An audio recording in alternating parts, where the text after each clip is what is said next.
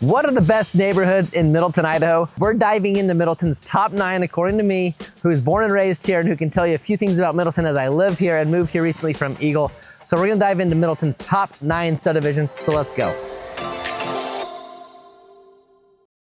Coming in at number 9, the Meadows at West Highlands. There are 3 West Highlands subdivisions. The Meadows at West Highlands is different because they have their own pool. Surprisingly, the median home price in the Meadows at West Highlands is under $500,000, and the highest home price is near $800,000, with the lowest home price in the 300s. So there's quite a variety. You can find homes from 1,300 square feet to 3,500 square feet-ish. Find homes with 0.13 acres up to 0.51 acres. There is a ton of range in this subdivision. It is all built by Toll Brothers. They've developed the land, they've built it. Building with Toll Brothers on the front end is super easy. They make it easy for you to get under contract. If you are going to build, you'll need to put 5% down, and then you put a 10% promissory note on the property. If you're going to buy a quick move-in home, then you'll need to have your home sold or be able to qualify to buy that home without having to sell your home.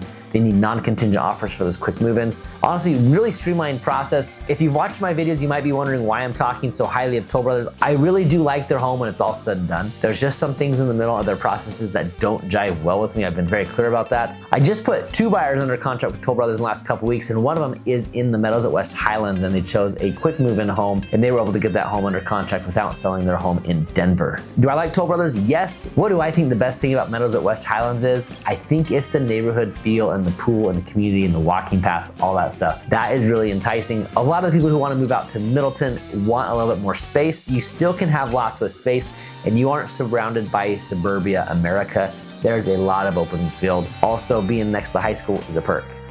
Coming in at number 8, Valhalla. That one is located off of Middleton Road in Purple Sage. One thing I love about Valhalla are the builders in there. For example, Heinz Homes are some of the best built homes here in the valley. The knock with Valhalla for me is that you're only getting most of the time about a half acre, but your price is similar to as if you're buying an acre 2 miles west. And so that is one thing for me when I was shopping out here in Middleton is why I didn't look at Valhalla, is because I could get more bang for my buck. With similar, meaning not the same, maybe a quarter step lower builders, I opted to get an acre 2 miles west. Median home price in Valhalla is around $650,000, and then the highest home price sell in Valhalla was $1.07 million, showing you the range. Again, you're about a half acre. They show in the stats that there's some acreages that about 0.7 and some that are as low as 0.3, but every home that I've ever toured out there is about a half acre. When it comes to amenities for the subdivision, you're not gonna get much. There's just walking paths, open space. It's been a simple development. You're not getting a lot of extras for your HOA dues. Number 7, Purple Sage Estates. I do think you get a lot of bang for your buck out in Purple Sage Estates. The builders include Greencastle, which is who built my home, Mendiola, Superior, Waltman Homes, which is now Willow Creek, and a few others. The lowest acreage site in Purple Sage Estates is 0.42 acres. That's not that large, and you'll find some home sites that are more than 2 acres. So there's actually quite a variety. Square footages range from 2,300 all the way up to close to 6,000. The homes that I've toured out there are all around $1 million. However, the median home price that the stats show is in the 600s. HOAs for this one are similar to the last, and that is you're getting walking paths and neighborhoods to walk through. You're not getting extra pools or anything extra special for the amenities. And when it comes to the west side of Middleton, you've got to love the freeway access. There's nothing but farmland between you and the freeway, so getting to the freeway is super simple. The further east you move, the further you get from freeway access and the closer you get to Eagle. So your home prices actually go up because you get closer to Eagle. But freeway access, which is huge and I would say paramount. And having lived on this west side myself, I think the freeway access is super underrated and the values actually should be a little higher. So I think you get a great bang for your buck being on the west side of Middleton. And also you should note, when I say west side of Middleton, this whole video is about Middleton High School. The address for some of these neighborhoods is Caldwell, but that doesn't mean it is Caldwell. When I chose these 9 neighborhoods for Middleton, what I did was the duck test. You know the duck test, right? Where if it walks like a duck, flies like a duck, quacks like a duck. These neighborhoods, while they don't have Middleton address, they are Middleton. It's Middleton High, it's on the other side of the river, it's on the other side of the freeway. There's so much about this that doesn't say Caldwell because the address does, that these ones are Middleton for all intents and purposes. Also, one thing I like about Purple Sage Estates is that it's super close to Purple Sage Golf Course.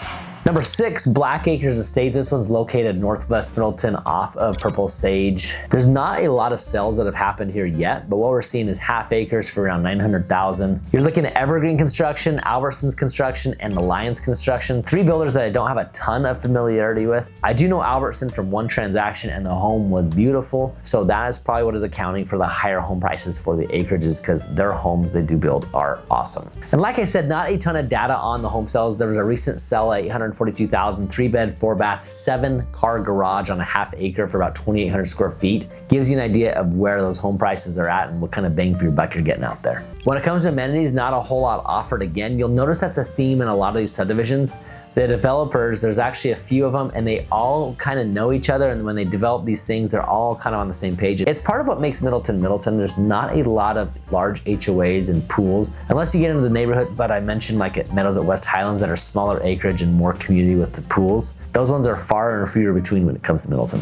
Before moving on to number 5, my name is Brian Hymas, born and raised here in the Boise Valley. Been a real estate agent for the last 7+ years, an appraiser before that. I feel like I know the Valley front and back. Lived in Boise, Meridian, Eagle, Middleton, and other parts too for quick little stints. So if you're looking to move to Boise in the next 9 days or 90 days, there's no greater compliment than a phone call, text, or email that I can receive from you saying you're wanting to get set up on the Buying in Boise Blueprint, get your Idaho driver's license, and even get yourself a license plate, and you'll be a full-fledged, freedom-loving Idahoan in no time. Number 5, Cascade Hills. This one is located off Lansing. This is north of Foothill Road, almost to Purple Sage. And the home sale I have in there recently is actually pretty par for the course for the neighborhood. A lot of the homes are very similarly sized, 28, 3,200 square feet, 1 million, 1.2 million, somewhere in there. You've got 3 to 4 or 5 bedrooms. You've usually got an RV bay in that neighborhood, an acre to an acre and a half. Low HOA, again, same story amenities for the other subdivisions we touched on for the last few. You're not looking at getting a swimming pool for the money. It's gonna be a few $100 in HOAs a year, but you're getting, in my opinion, a great bang for your buck at around $1 million for an acre plus around 3,000 square feet. There's 2 builders in there, Mendiola and Tradition. I know Tradition really well. Great builders, and you'll be pleased with the product. One little tidbit about Cascade Hills that I love the view of Bogus from up there. It's kind of perched up on the hill, and then there's a lot of farmland. I'm sure that'll be taken up sometime, but as of now, you can see Bogus from the neighborhood. Number 4, Quail Haven. This one is located right by Cascade Hills, where we just were in number 5, and very similar. If you're more budget conscious, then Cascade Hills will be better for you. If you want a tad bit nicer home, you're gonna head to Quail Haven.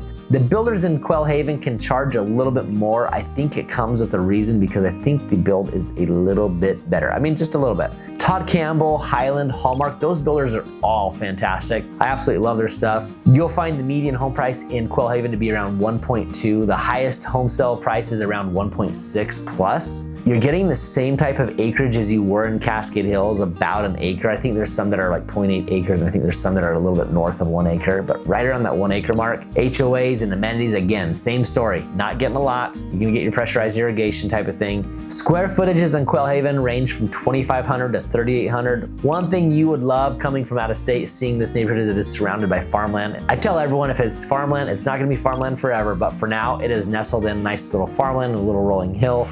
Number 3 is the lakes. Now this is very close to the lakes at Telaga off of Kingsbury, if you know the area. Lakes at Telaga was where I wanted to build my first house, and I ended up not doing it. But the lakes is a great place to be. My current neighbors actually moved from the lakes, and they moved away not because it wasn't pretty, not because of anything else. They wanted more space. They were on a beautiful place on the water. For a half acre there, you're gonna be on the water. You're gonna have 2,000 to 3,000 square feet. You're probably gonna be in the 800,000 range, maybe low 9s when you sell your house. And the neighborhood is a little aged by now, just 5-7 years old.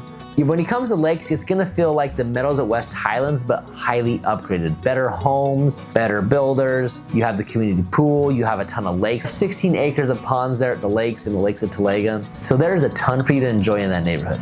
Number 2 on the list is Timber Hills. What I love about Timber Hills is that you're gonna get 1 to 2 acres, even 2 plus. The homes are nicely built by Bradshaw, Tradition, and Blackstone. 3 great builders. When you're in there, it just feels really spaced out because the minimum acreage you're getting there is an acre. The best thing about this subdivision is how nice it is compared to how close it is to the freeway. Compared to Purple Sage Estates, they're very close, but Purple Sage Estates, you can hear the freeway. You can't hear the freeway here at Timberstone, nor can you hear it on my next one coming in at number 1. So I love its proximity to the freeway. When it comes to prices, the median home price is around $1 million.